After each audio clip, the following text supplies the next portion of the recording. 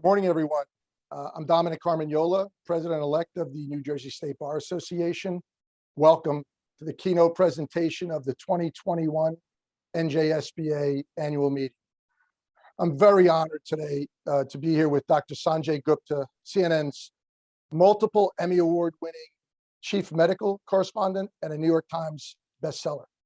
As a long-beloved and recognized health reporter, Dr. Gupta has been one of the most trusted and recognized voices in medicine for 2 decades, and never more so than during the recent and ongoing coronavirus pandemic, keeping audiences informed of the latest developments and research. In addition to reporting, he continues to practice medicine, neurosurgery to be specific, and working as associate professor of neurosurgery at the Emory University School of Medicine. With his latest book, Keep Sharp: How to Build a Better Brain at Any Age, he approaches brain health with the same accessibility and science-driven advice Americans have come to know him for. As lawyers, there are few issues more important than keeping our brain sharp for ourselves, for our families, for our clients. I'm really excited today to have this conversation with Dr. Gupta and to learn some practical ways that our members can keep their brain sharp and in top working condition. It's really particularly important after the last year that we've gone through and the stressors that we've been through. Let's get started. Welcome, Dr. Gupta. Thanks so much for having me. Really appreciate it. Oh, it's such a pleasure to have you. And I know we talked beforehand. Really excited to have this conversation with you. And to go through this terrific book. And I told you that I've read it. I've had a lot of friends read it. My wife has read it. It's really informative and eye-opening. And I'd like, if you could, share some insight with us as to what led you to write this book. Yeah, well, thank you again for having me. I've really been looking forward to this conversation. You know, sometimes, you're doing TV, you get a few minutes to talk about things. You write a book and it's you spend a couple of years working on this. So I really appreciate the opportunity to talk about it. You know, it's interesting, Dominic, I sort of have lived at this sort of inflection point between being a reporter and practicing medicine still. And I straddle these two worlds. What happens a lot in terms of why I decided to write the book, I was attending a lot of neuroscience meetings, for my medical work, and becoming increasingly interested in some of the research that was going on, specifically around growing new brain cells really at any age. It was sort of revelatory research. We didn't really recognize that before. We thought that basically there were 2 times when you grew new brain cells. When you're a baby, your brain was still forming, and after you had some sort of injury, a stroke or a traumatic brain injury. The idea that the healthy brain could continue to actually churn out new brain cells was really interesting in and of itself, and pretty revelatory.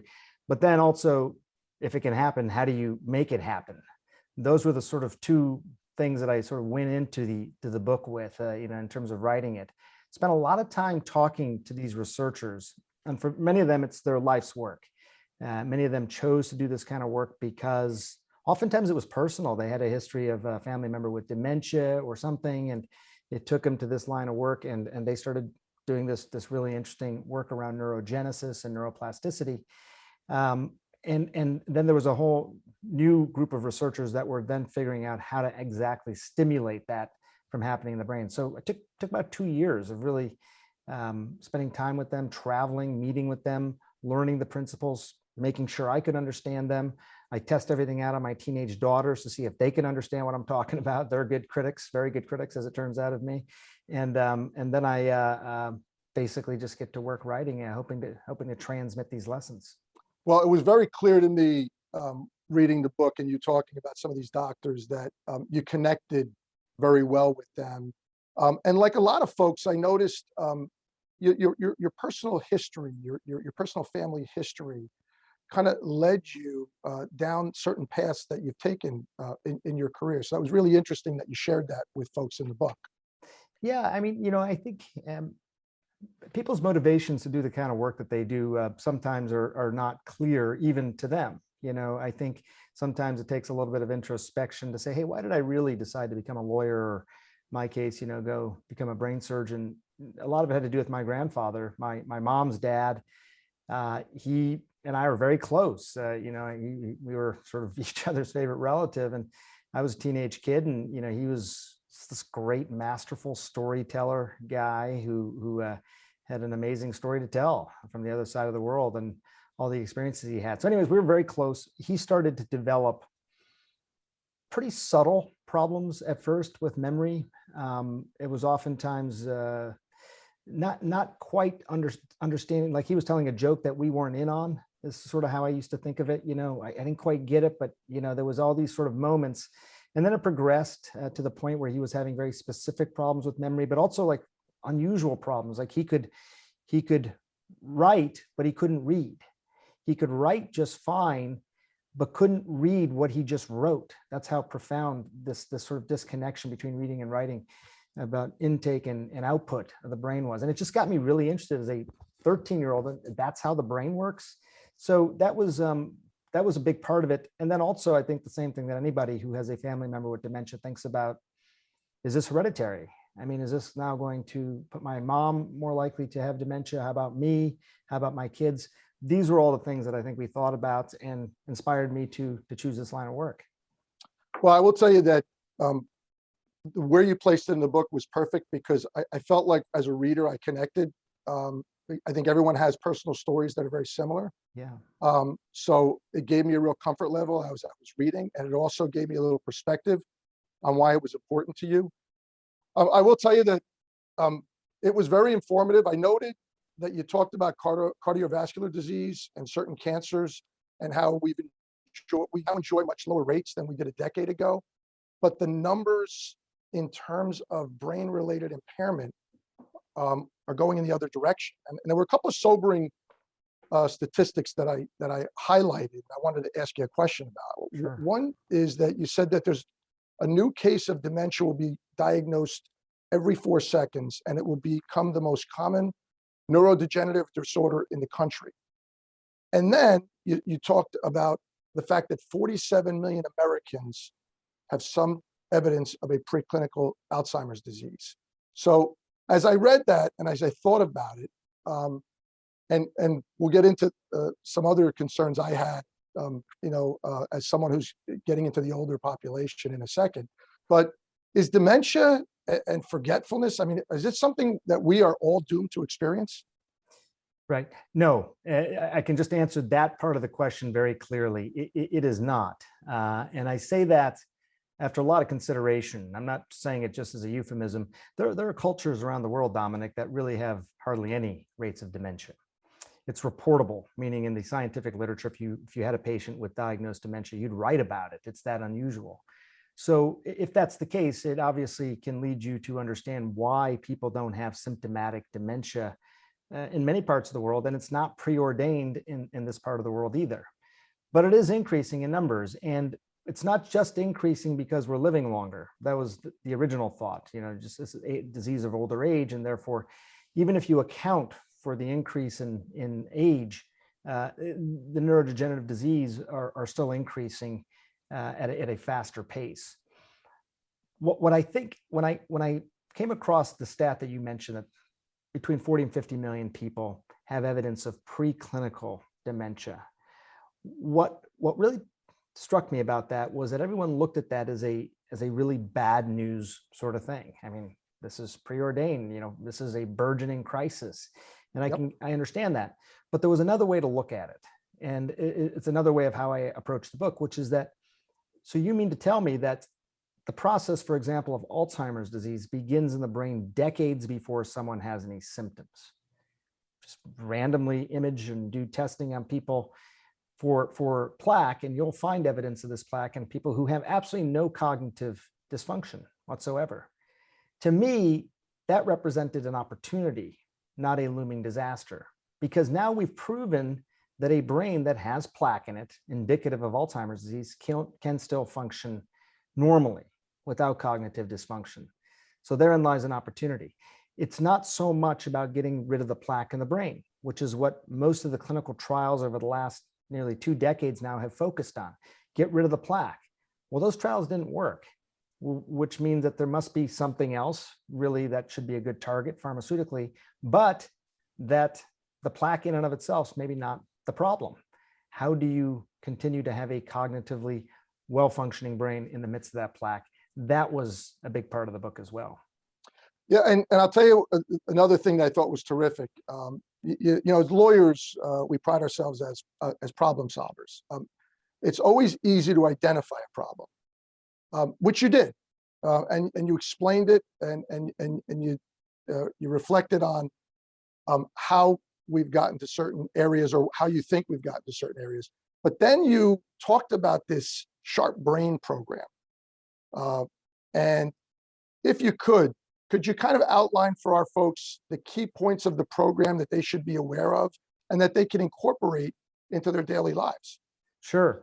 Yeah, you know, I really, again, everything that I wrote about in the book, I needed to sort of prove to myself that I could do this too. I didn't want to make this something that was out of reach. And, you know, everyone's busy, I'm busy, you're busy, you know, so can you incorporate this into your life in a way that makes sense? And also, I think you'll appreciate this, but doctors and maybe lawyers to that extent as well are often pretty didactic about things. This is what you should do. What I find sticks is that if you take the extra beat to explain why as well. So I'll give you an example. I do have this whole Sharp protocol, but the S, for example, was about slashing sugar. We all know that we eat too much sugar. I mean, that's not new news. Evolutionarily speaking, human beings really only got sugar a couple of times a year. You know, when fruit fell from the trees, even honey was protected by the bees. Now we eat about 130 pounds a year on average, which is, it's ridiculous. The human body wasn't designed to be able to absorb that many calories in that form that quickly. That aside, the thing that sort of struck me the most was when you really look at what's happening in the brain, you realize that the brain is a very energy absorbing organ. It takes a lot of blood flow. It takes a lot of energy. It needs energy, but it's also very sensitive. So as soon as you start to increase levels of glucose or sugar in your bloodstream, what'll happen is the receptors will essentially start to just turn off. It won't just absorb like other parts of your body. It'll just turn off. It flips off the switch. So you can run into a situation where essentially you're overfeeding the body and starving the brain at the same time. And that problem can worsen as you get older. Kids, their switches don't turn off as easily. They may get hyper, or however you want to describe it, when they get a lot of calories, a lot of sugar. For adults, it can actually have the opposite problem. I explain it that way, Dominic, just to say, think about that when you're eating any added sugar. The fact that you could be taking in a lot of calories and starving your brain at the same time. There's several components to the Sharp program. I'll give you another one. H was just for hydration. And again, people have a pretty good idea of the fact that they should stay hydrated. I keep water with me wherever I go. But when you have such a vascular dependent organ like the brain, what I think is quite striking, and they can measure this now, is how little dehydration can have an objective impact on performance. And that's the bad news. The good news, the way that I chose to look at these things, was how much improvement you could get just by basically increasing your hydration 2%. Increase your hydration 2%, and you could have a measurable impact on cognitive function. Again, people sort of intuitively know this, and they know they shouldn't be dehydrated, but I hope that's extra motivation for people to really think about how they're fueling and nourishing their body. So that's a couple of quick examples. I know I used a fancy term when I said, you know, the Sharp program. It was very easy to follow. You're right. There were some basic principles. I loved at the end of the book. I thought you said something that would resonate with every parent in the world, which is, you know, at the end, you can still focus on old habits, right? And you said everyone should eat their vegetables. So I took that part of the book, I highlighted it, I showed my two boys that this is something they should continue to do. As much as we talk about stem cell therapy and artificial intelligence and all the amazing developments we're going to continue to have in medicine, I mean, I think this past year has shown us that the pace of medical innovation has been forever changed and accelerated by what has happened. But, you know, I cover the basics because they really do apply. And it's not that there's not other really fascinating insights about how I now treat my own brain and my body. But if you don't get the basics right, it's harder to get the other stuff right. And I think if you're ever having a question about it, just thinking about how humans typically ate. I mean, we talk about vegetables. We didn't get meat unless we really worked for it. I mean, you hunted for that meat. You really had to work for it. Now we get it by walking 10 steps to the dinner table and pulling out a knife, right? So it's a different sort of mentality. But I'm glad you got that out of that. I showed that to my kids as well. My teenage girls, like, after I spent 2 years writing this book, this is what Dad wanted to leave you with. Yep. Well, I also thought there was a great tip from Matthew Mcconaughey, and I know that you're friends with him, and he shared, a basic rule that he has about exercise. Yeah, he says break a sweat every day. That's basically it. It doesn't have to be long. It doesn't even have to be necessarily that intense. Just break a sweat every day. And I think, people like Matthew, I think others as well, it is a priority. It is a priority to get that activity in. Too often your activity or any kind of scheduled activity like that is the first thing to fall off the calendar as you get busy. But if you recognize all the ancillary benefits that come from it in terms of your enhanced productivity afterward, the deposition of something known as brain-derived neurotrophic factor, it's sort of like miracle grow for the brain that comes in response to movement. You would want to do it because your overall level of productivity is just going to be increased. Just from a pragmatic level, you'd want to do that. I will say one thing that was interesting about activity, and again, this gets into a little bit of the nuanced things about the brain. Movement in and of itself was probably the most evidence-proven way to actually increase this concept of neurogenesis that I spoke about, this idea of growing new brain cells. Again, the thinking was, hey man, you got a certain number, you drain the cash your whole life, and then that's it. Beer and alcohol and those kind of things will accelerate. We all heard this as kids. And what we did not hear is that you can continue to grow new brain cells. And that movement is probably one of the best ways to do it. It releases this BDNF. What was interesting though, is that moderate or brisk walking, for example, was far and away the best way to do it.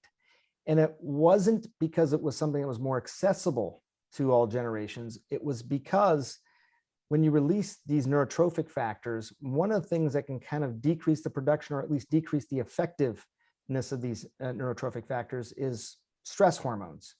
And when you intensely exercise, you tend to release both the neurotrophic factors and the stress hormones. Now, there's great reasons to maybe intensely exercise, training for a race or something like that. But if it's for neurogenesis, growing new brain cells, growing that cognitive reserve, brisk movement is just going to be a better bet. And again, now you have some idea as to why that is. That was an insight for me, by the way. I was a guy that I get on the treadmill, I'm going to jam it out for 30 minutes because that's all I got. I'm going to run as hard as I can.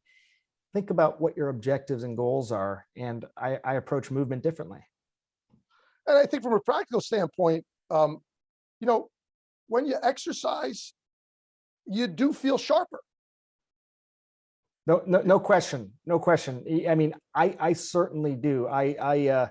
As someone who's a writer and, I'll be thinking about things. If I am stymied by something, if I just go take a walk or do something, and I mean it, just a walk, I actually come back oftentimes with new solutions to the problem.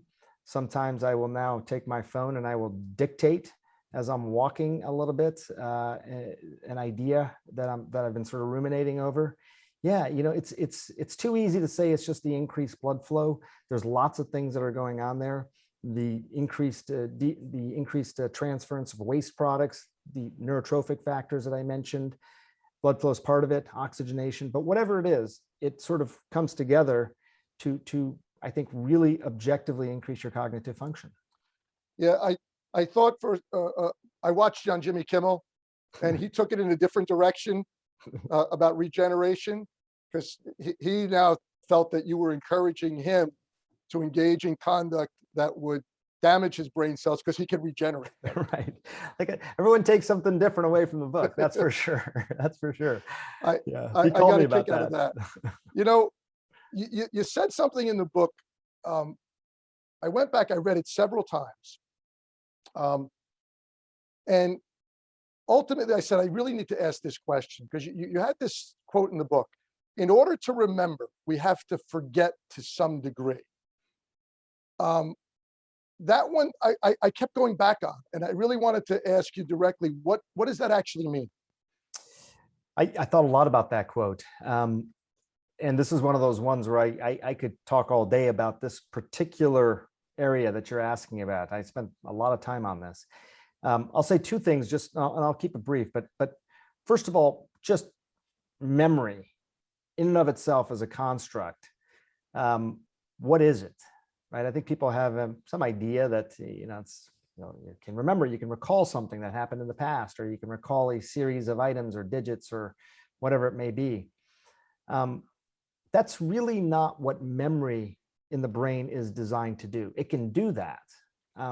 But beyond, really reminding you of something that could be life-threatening or life harming you in some way, memory really exists to be the narrative of you. It's your story. It's the soundtrack and the movie track that you'll play back over and over as you get older in life. And that's how you're going to remember things. That's going to be your story, which means that it's flimsy. It can be changed pretty easily. In fact, the conversation we're having right now may affect an objective memory of something you've had before. That's a little bit how memory works. And I think it takes a while for people to sort of understand that.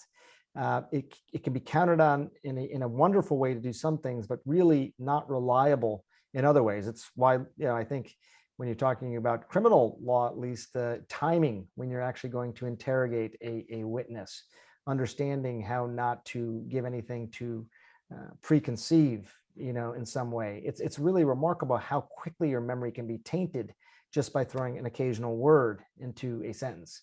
So memory itself is it's a wonderful construct for the story of you, but it's a flimsy construct if you think about it more as a Rolodex. We also know that there are neurons that are just as important for memory as there are neurons for forgetting. And in order to really have the most efficient production of the memory neurons, the ones that live in your hippocampus and stuff, you need to have an adequate supply of the forgetting brain cells as well. So there seems to be a connection in terms of making the memory neurons work better, be more efficient at least, when you have enough of the balance in place. It's a fascinating thing. And, I think we want to forget, I think, just philosophically, because there's a lot of things that aren't worth remembering and spending time on. You got to make room, if you will, for the better memories.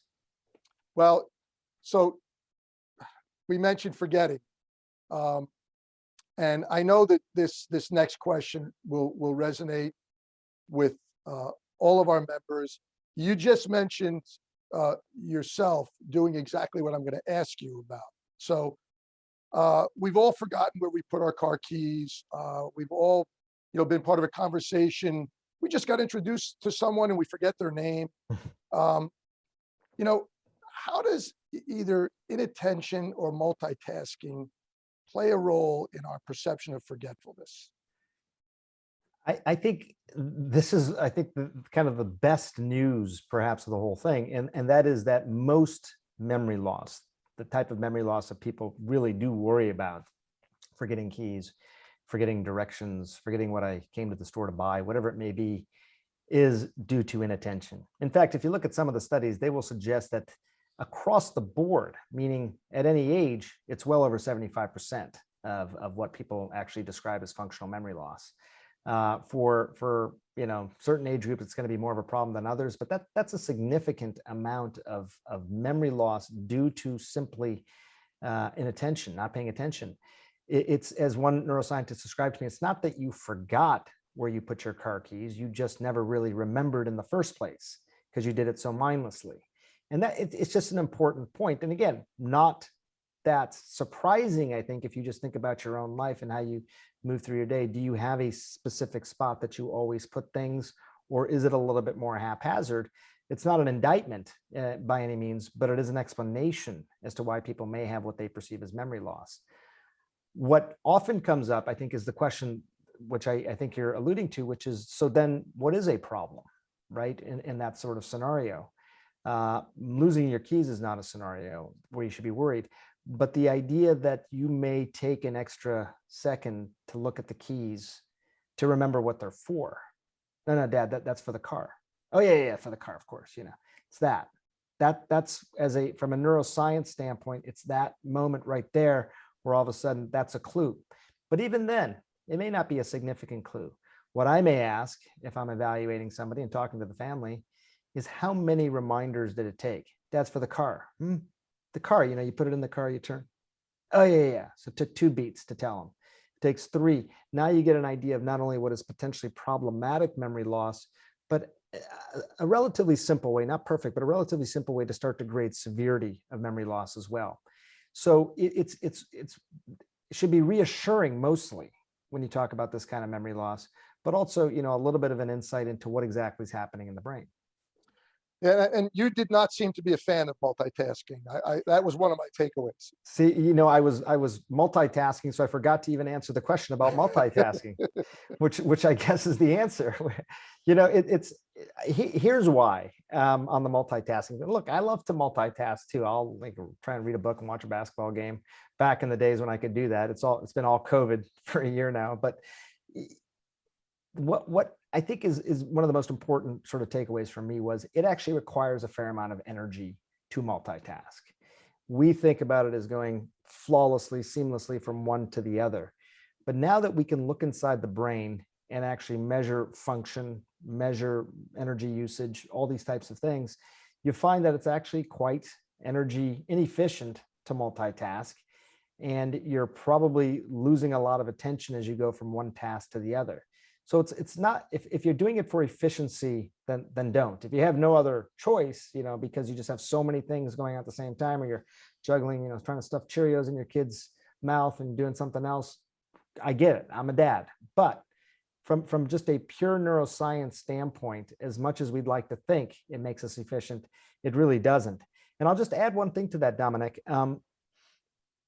We can now look inside the brain in a way that we could not look at before. So everything I'm telling you, there's been anecdotal evidence of this for some time, people observing people's behaviors, but the brain itself was kind of a black box. It was only measured by its inputs and its outputs. That's what a black box really is.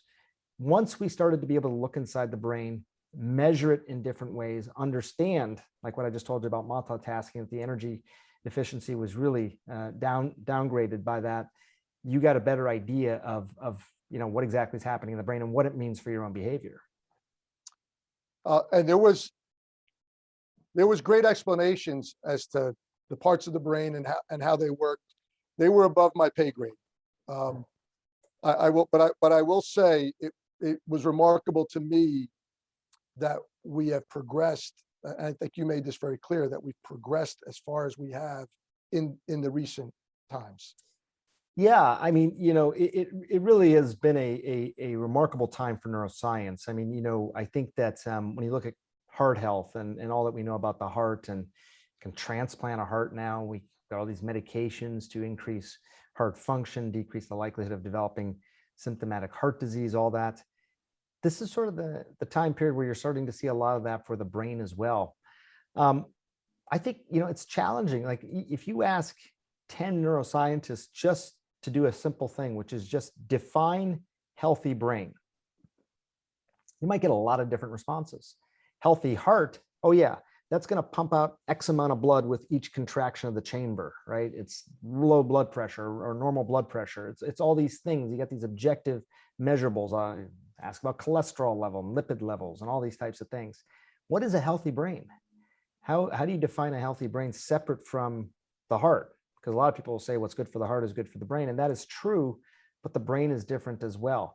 So my whole point is that, yes, there's a lot that we're learning. We're learning it really rapidly. I wanted to put as much of that into the book as possible, because the reality is, I think in the next few years, even given the pace at which we are learning things, some of it will already not be outdated as much as be incomplete, because we will know even more about some of the specifics that I wrote about.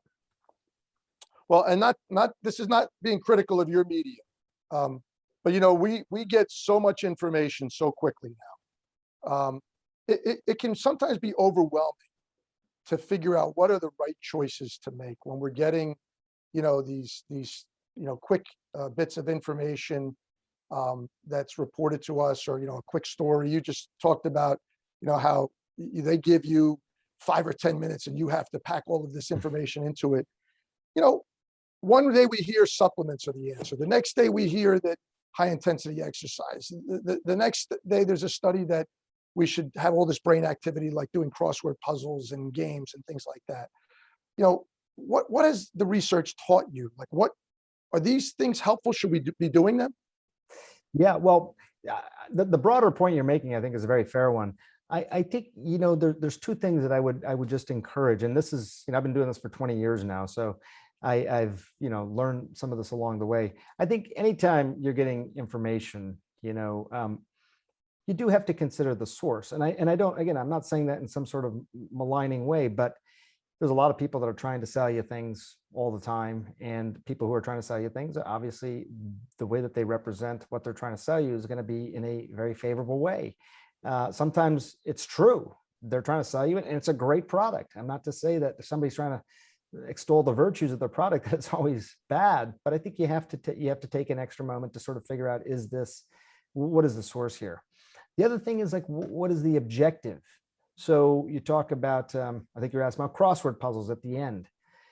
This is a really interesting example. And I get a lot of interesting emails from people who are real puzzlers out there. In fact, I did Bill Clinton's podcast right when my book came out, and he's a big crossword puzzle guy. And yeah, come on, Doc, I love my crossword puzzles, and what about this crossword puzzle? He's showing me, like, this is a good one, right? and the thing is that here's how I explained it. And this, I think this gets to the heart of your question. It's not that crossword puzzles are bad. I think it depends on what you're trying to achieve. I think of the brain sometimes, lately, the way that we've been living our COVID life. That's how the brain operates. We use our entire brain, but we probably use about 10% of it 90% of the time. Like in your COVID life, you're primarily at home, probably. Maybe you drive to the office, sometimes a grocery store, but you're not really traveling. You're not really getting out there right now. It's just, we're kind of become very provincial. It's kind of how our brains work most of the time. When you are living that life, you can live within that province so easily. You could probably drive to the office with your eyes closed. You don't have to think about the exits. You don't have to think about getting to the grocery store. You have that all down pat. It's the practice makes perfect part of your life. If you start to build new roads by just doing new things that are different in some way, taking up new hobbies, painting, or using your non-dominant hand to eat. I have a whole list of things that create a situation where you're really starting to build new cities and new roads in your brain. It is this neurogenesis. When you do that, then all of a sudden you have lots of other roads to travel on, lots of other cities to visit. Now that's great because it's kind of fun just to visit these places, and it also helps you connect dots that you otherwise wouldn't have connected. Two very disparate things. All of a sudden I see a connection here. When you're undergoing this process of neurogenesis, that makes that more likely to happen. But more to the point, Dominic, is that, let's say that road that you're so used to driving every day to your office, got it down pat. Let's say one day there's a blockage on that road. Now, you know that road really well, but if it's blocked, what are you going to do? You haven't built new roads. How are you going to get past that? This gets to the crossword puzzle sort of conundrum. Crossword puzzles, like learning that road really well. I got my word fluency down. I can go back and forth really well, but it doesn't help you if that road gets blocked. So if you start to do things other than crossword puzzles, totally different things, some of the things that we've talked about, all of a sudden you may be in the business of actually creating new roads. Yeah, keep doing the crossword puzzles, keep playing the piano, keep doing the practice makes perfect part of your life. But if it's resilience and reserve that you're looking for, then you need change. Practice makes perfect, but change builds reserve and resilience. That is probably the most fundamental thing that I took away from hours of conversations with these neuroscientists. Yes, you can build new brain cells. Here's how you do it. And if you build new brain cells, here's the impact it will have on you.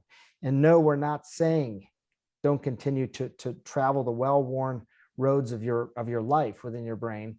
What we're saying is chart some new roads as well. Well, listen, I told you that my wife read your book.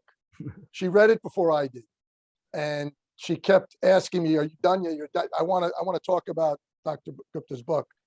She goes, I have a few takeaways from it. And to her, the message about keeping the mind sharp was eat well, exercise, sleep well, don't stop doing things. She said, it's almost like retirement can be a bad thing if you're not going to take your retirement and go to learn new things or try new things.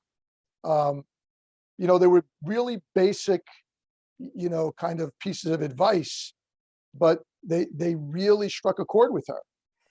Well, I'm delighted to hear that. I mean, I think that like you point out, some of this stuff shouldn't surprise you. I'm not telling you to eat poorly or to just sit around on the couch all the time. I'm telling you the things that you've heard, anytime you've gotten any kind of health information. I do think the brain is a bit different in terms of how it responds. So you've got to come at it with this belief that there is a best way to live for your brain health. There is a best way to optimize your brain health. And there is such a thing as a healthy brain. And when I talk about, the idea of, again, like with the eating, being real specific, that if you had to do one thing, it's got to be the sugar. The hydration I throw in there as well. With the movement thing, define your objectives. Do you want to go win your triathlon time, or are you trying to actually optimize your brain health and your cardiovascular health? Brisk versus intense may be the way to do that. With rest, people think of sleep as a hibernation state, and this idea that we now know it is one of the most efficient times for your brain to actually clear away metabolic waste products, and also to take the things that you've had that day in form of your experiences and actually put them into these memory stores that we were talking about earlier in the hippocampus. That happens when you sleep. You could have these amazing experiences in your life and they're gone because you never, again, not that you forgot them, you just never really remembered them in the first place. So these basics really do apply. But I got to tell you, retirement, I don't know that I'll be a good retired person for that reason. But the types of activities that I think I'm going to choose will probably be very much affected by what I learned over the 2 years. I think you got to do things that are different. You got to build the new roads. You got to build the new cities. Or maybe it's the same things that you do, but you just do it differently. Like I said, painting with your non-dominant hand, something that just mixes it up in a way that really feels challenging, maybe even feels a little uncomfortable in terms of how you do it. But the best kinds of hobbies are ones that are different and preferably ones that also use your hands. If you can sort of combine those things, you find what the literature will say is that those are some of the best ways to really prompt and stimulate this neurogenesis.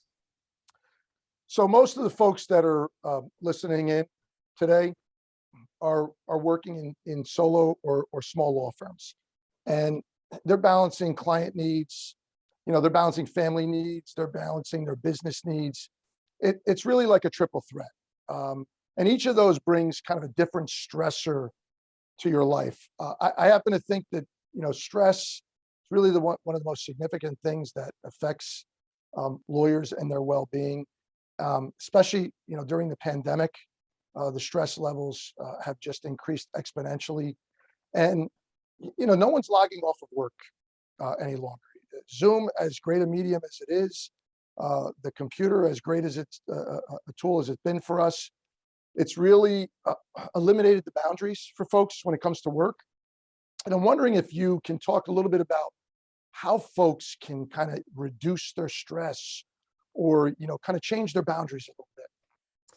Yeah, well, I agree with everything you said, and it's been a year like no other in this regard. I would never want to minimize, the impact of stress on people's lives, on their livelihoods, on their lifespan. We know even pre-pandemic, Dominic, I did this documentary for HBO called One Nation Under Stress. And it was really predicated on something that I was blown away by, which is that the United States was the only developed country in the world in 2017 to actually decrease in life expectancy. Wow. And the top 3 causes of premature death were opioid overuse, overdose, suicide, and liver cirrhosis, typically due to alcoholism. The economists who first noticed this called them the deaths of despair.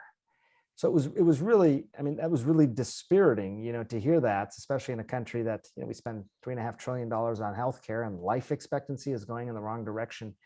So much of it due to these underlying factors of stress.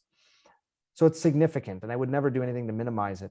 One thing I learned, and I spent a lot of time talking to stress researchers, but also loneliness researchers and evolutionary biologists about this very issue, some of which I put in the book. And that is that, I think fundamentally you have to understand that stress in and of itself is probably not the enemy. In fact, we need stress. The body physiologically needs stress. It's what gets you out of bed in the morning. It makes you prepare for a case, whatever it may be. It's stress. That is stress in terms of how we define it from a stress hormone standpoint. The real problem is not the stress. It is the relentless nature of it, as you described. You need the stress, but we're just not getting any breaks from it. So, what you find is that instead of saying, look, I want to get rid of stress in my life, which is probably not a worthy or possible goal. Again, you need stress, and it's really not possible to eliminate it. The real goal has to be, how do you find those down periods? You've got to find the down periods. You have to find the time to actually turn stress from a relentless nature into an intermittent nature. And in fact, you thrive on that. There's a great book, if you have the time to read it, it's called Why Zebras Don't Get Ulcers. The title sort of says it all, but it's written by this guy, Robert Sapolsky.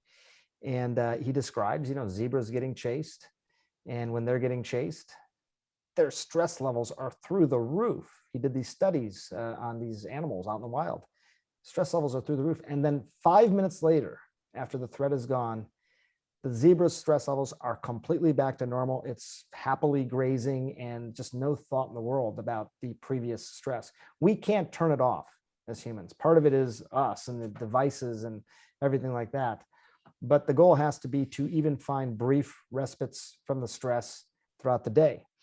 There was a couple things that I thought from a pragmatic standpoint that could get you there quickly. One thing we probably talk about with our kids all the time is just the very act of practicing gratitude, which again, from a physiological standpoint, was one of the quickest antidotes to high stress hormone levels. Practicing gratitude, actually thinking about things that you're grateful for, did it very, very quickly, quicker than most. Another thing, surprisingly, that seemed to alleviate stress and quickly was actually asking for help. And what I mean by that is not saying, this is what's stressing me, so I'm asking for help, but just being a vulnerable person to some extent. If you're interacting with your parents or somebody like that, asking them for help, because what seemed to happen is when you do that, you develop a very profound connection. Connections are important, we know, but it's the profundity of the connection that seems to be even more important. A quick way to get to profound connection is to ask for help or be vulnerable in some way. So practicing gratitude, thinking about things that you're grateful for, going ahead and asking for help, being vulnerable. It's a lot of times the act of not being vulnerable, which exacerbates the stress even more. It's not the same for everybody. And I don't want to suggest that it is. Everyone is different. And what may alleviate your stress may be very different for one person versus somebody else. Meditation is not for everybody. But whatever it is, find it and go to it often so that you can get at least turn that stress into an intermittent stress versus relentless. So I know we're getting close to the end.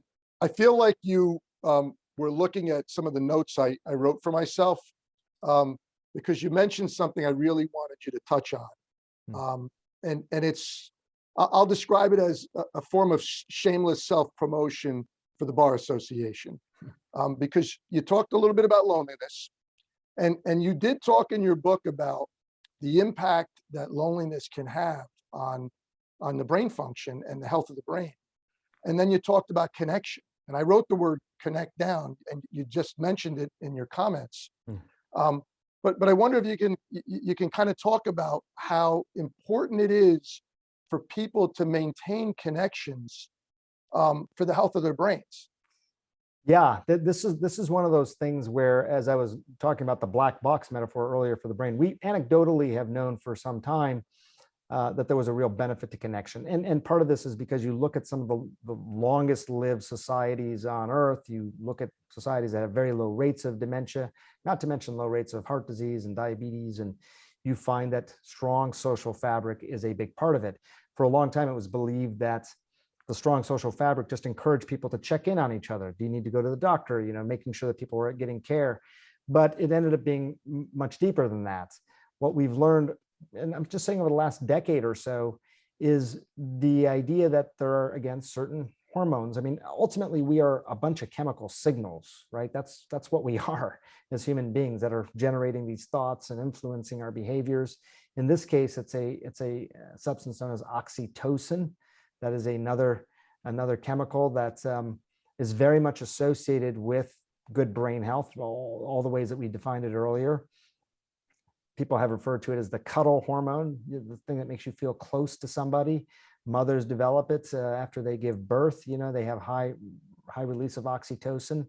It's a really good brain health promoting substance, and it tends to come about from real connection. And I again emphasize the word real or profound connection, because connection was good as a construct overall. But as you've probably heard even before the book, is that it was really about the depth of those connections, not the number. You needed to have deep connections. And so for me, when I heard that and really looked at these studies, how did they define deep connection? What did that mean? Oh, that's a person you could call no matter what. And by the way, that person would probably call you no matter what kind of trouble they were in or anything. These types of things would come out. But ultimately, what the tip of the spear was for all this is what I mentioned earlier. The idea that you could really be vulnerable around somebody. So much of our connection becomes more superfluous and superficial because we're not willing to actually share. I'm not a social psychologist. I really did approach this from a neuroscience standpoint. To me, it was fascinating that we hear these things, they sound good, but now we can measure what's actually happening in the brain. So profound connection. I'll share a quick story with you. When I first heard this, I remember my parents are both engineers. I come from an auto family where that was my life. We had the car up, oftentimes just tinkering around with the car. My mom and my dad and me. My mom was the first woman engineer ever hired at Ford Motor Company. We're a big car family. That is a great story about her. Yeah, she's incredible, and she's doing well. She's also one of my sharpest critics, which I appreciate. Her and my daughters. But I remember sitting there having this conversation about cars. My wife had driven home one day and there was some smoke coming out from underneath the hood. I had just heard from these neuroscientists about the importance of asking for help.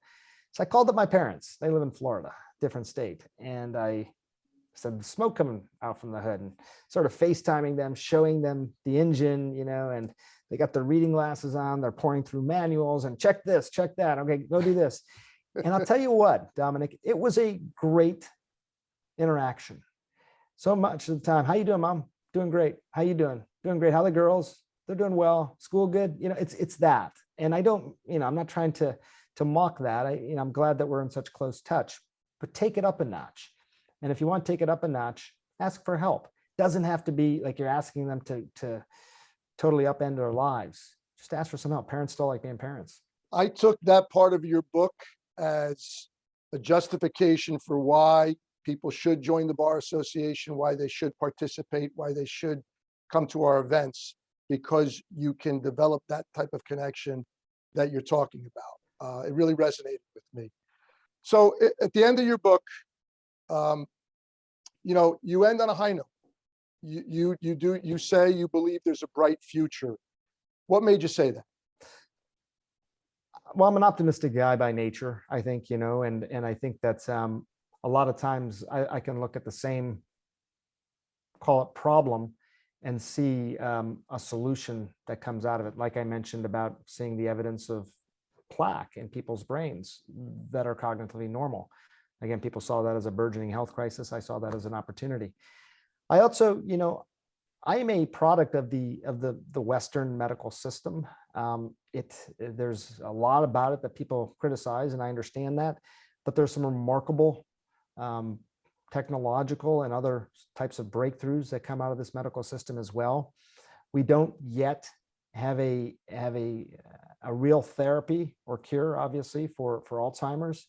But I talked to so many of these researchers who are now starting to focus on different ways of looking at these therapies. And I think there's going to be something, we're going to read about it one day, we're going to hear about it, that all of a sudden there is now a drug, a medication, whatever, that's going to dramatically decrease the likelihood you will ever develop dementia in your lifetime. And that's going to be a great headline. I hope I can deliver that headline one day. But I think what I was most optimistic about was just there's so much low-hanging fruit in this equation. We had not really thought about optimizing our brains. Couldn't even define a healthy brain. We optimize our hearts, we optimize our muscles, our lungs, just about we want to grow, we want to age more slowly. There's all these aspirations that we have, but the brain, encased in this hard skull of bone, it's not something we can really tinker with or move. So we haven't even begun really to optimize the brain. And now that we're starting to, there's a lot we can do even without all the promise of these therapeutics I'm describing, all the promise of machine learning and artificial intelligence, which is going to accelerate the process even more. There's a lot that we can do just in terms of simple lifestyle changes that optimize our brains, but also make us happier and healthier at the same time. You ended near the end talking about some of the more recent studies and tests that are going on. You talked about there might be a cocktail at some point. Folks at Yale working on things. Was really fascinating that you shared what is, it almost sounds like it's that's stuff that's way ahead of what we might be focused on as lay people. That said, any final thoughts you want to share with our folks? Well, I just say on that point, I think that when you look at what really ultimately drives medical innovation, this is, you said it at the beginning, really clearly defining your problem or defining what you're trying to solve. We sometimes, I think in medicine, because it is such a resource intense environment, especially in a developed country like the United States, we spend billions of dollars on these trials that were basically designed to try and remove plaque from the brain, because that's what we could see. We measure something and therefore it becomes more important. I see the plaque, we must get rid of the plaque, but we don't always understand the real motivation should be, what is this ultimately going to do for the individual? The individual probably doesn't really care that much about the plaque in their brain as much as they care about the fact that they may have trouble remembering things or their brain's not working as well. So the problem is not the plaque, it's the fact that the brain's not working as well. And what you find, again, in these cultures that I described where dementia is, you don't see it at all. I mean, it's reportable, it's so rare. I bet you if you went and imaged some of those brains, they would have plaque. It's not that they don't. We're all humans. We all suffer from the same things that other humans do. But it's their resilience and their lifestyle that gave them that resilience, the breadth of activities and challenges and things that they endured on a daily basis that allowed them to actually still have a very functioning brain despite all that. It's inspiring. So, I guess I'd leave on that high note. I mean, yes, I hope for a magic therapeutic as well, but there's so much that's within our grasp right now. Well, this was terrific, as we expected. We can't thank you enough for joining us. I think the only regret I have is that we're not in person in Atlantic City where we would normally be for our convention. And I could invite you out either for a dish of pasta later or a drink at one of the bars that we tend to find ourselves out after these meetings. But thank you, Doctor. Truly appreciate you joining us. And I think that what we can say to everyone is keep sharp.